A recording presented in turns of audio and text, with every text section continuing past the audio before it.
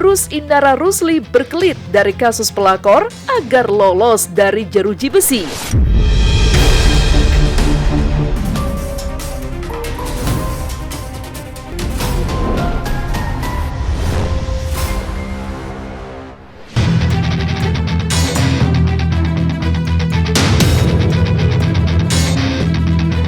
Babak baru perseteruan panas antara Indara Rusli, Insanul, dan Mawa kini memasuki fase krusial. Bahkan, laporan Indara terkait illegal akses kabarnya juga akan menyeret Wardatina Mawa dan keluarganya. Merasa terpojok, maka inilah sederet fakta jurus Indara Rusli berkelit dari kasus pelakor agar lolos dari jeruji besi. Fakta pertama, Indara kini mengincar Mawa dan keluarganya yang diduga akan segera jadi tersangka atas dugaan kasus illegal akses. Pemirsa Silet RCTI, tak lagi sekedar adu argumen di media sosial, Indara Rusli kini seolah tancap gas melalui jalur hukum. Seolah tak mau menjadi satu-satunya pihak yang dirugikan secara reputasi, Indara Rusli melalui kuasa hukum salah satu saksi, Dedi DJ, secara tegas mengincar Mawa dan kroninya. Tak kuat ingin menyeret semua pihak yang diduga terlibat dalam pengambilan dan penyebaran video private dari kediamannya. Menurut keterangan Dedi DJ, penyidik kini tengah mendalami peran 6 orang terlapor. Lantas, benarkah Mawa benar-benar akan terseret dalam laporan illegal akses yang dilayangkan Indara dan akan jadi tersangka? Keterlibatan abangnya inisial M, abangnya Mawa, yaitu dengan inisial N, ya. Kebetulan inisial ini adalah oknum dari kepolisian. Dan terindikasi kemungkinan patut diduga dialah yang menyebarkan, yang mentransmisikan, yang mengupload, yang mengirimkan. Sejauh ini kita sudah naik penyidikan, bahkan mungkin minggu ini bisa juga atau minggu depan bisa tersangka. Karena apa? Karena sudah naik penyidikan. Mudah-mudahan hukum bisa tegak sih berdiri tanpa pandang bulu. Fakta kedua, Indara tidak mengakui bahwa dirinya yang ada di dalam video CCTV, sedangkan Insanul sudah mengakui. Di sisi lain, Mawa pun tengah melaporkan Indara Rusli dan Insanul Fahmi dengan laporan dugaan perselingkuhan dan perzinahan. Dalam podcast bersama Denny Sumargo, Indara mengaku sudah melihat video CCTV yang jadi barang bukti Mawa. Namun, ia punya jurus berkelit dengan menyebut bahwa tidak yakin wanita yang ada di dalam video itu adalah dirinya. Sementara berbanding terbalik, Insanul justru mengakui bahwa dirinya dan Indara memang ada dalam video tersebut. Namun terjadi setelah mereka menikah siri. Dan aku udah lihat sendiri barang buktinya. Aku ngerasa itu nggak seperti yang dituduhkan. Jujur videonya udah dipotong-potong, terus udah nggak jelas juga, burem. Kami nikah dulu. Setelah menikah? Setelah menikah. Kamu yakin tentang itu? Iya, yakin. Kamu sudah menikah? Iya. Baru video yang diancam ke kamu itu adalah video itu setelah kamu menikah? Iya. Ketiga, Indara mengklaim pernikahan siri sebagai pembenaran.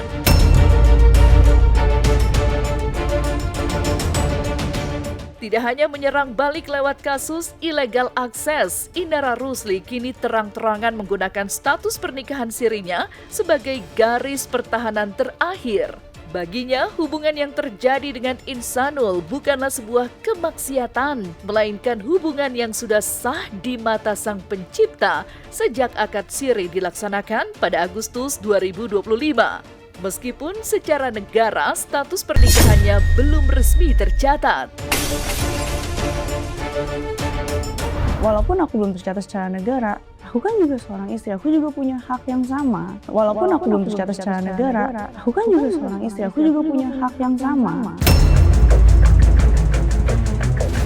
Aku nikahnya itu tanggal 7 Agustus. Itu adanya wali, adanya saksi, adanya mahar, adanya ijab kabul. Dia sudah memberikan opsi kepada saudari M, apakah mau melanjutkan dengan opsi poligami seperti sesuai dengan voice note yang beredar di sosial media, atau ya pilih selesai gitu secara baik-baik. Berarti Mbak Ina menerima kalau misalkan menjadi istri kedua kali ya? Kenapa tidak? Kenapa tidak? Karena dalam Islam diperbolehkan. Kenapa tidak? Kenapa tidak? Karena dalam Islam diperbolehkan.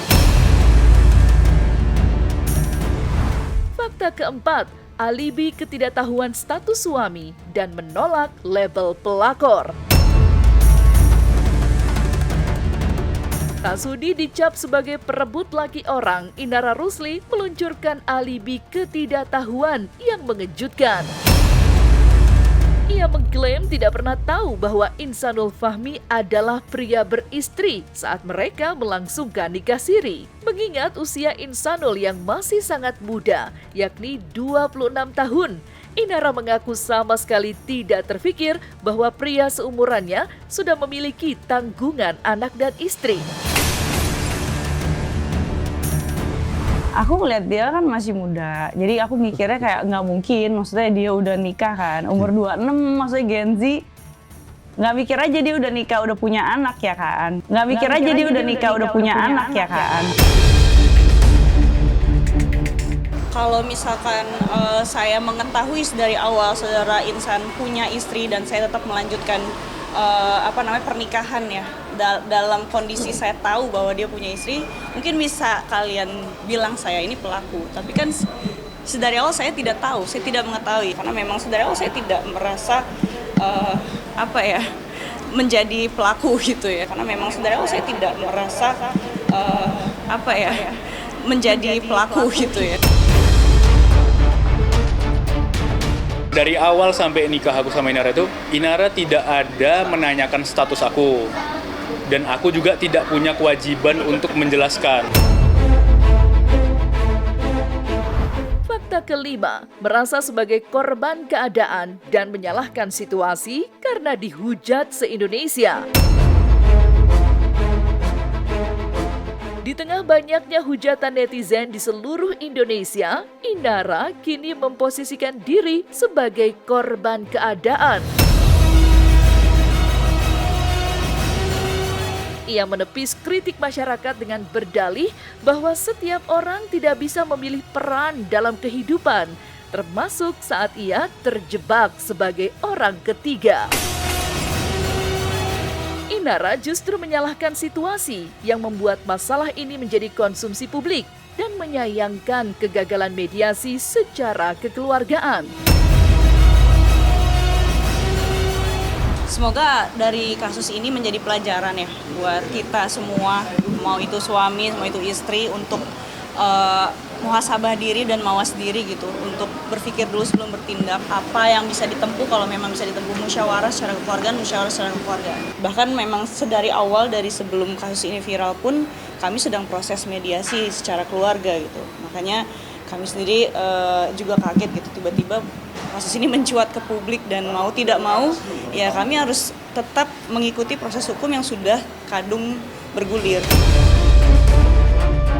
Gak expect bakalan terjadi seperti ini, dan semoga bisa lancar urusannya, prosesnya bisa berjalan dengan baik. Mohon doanya.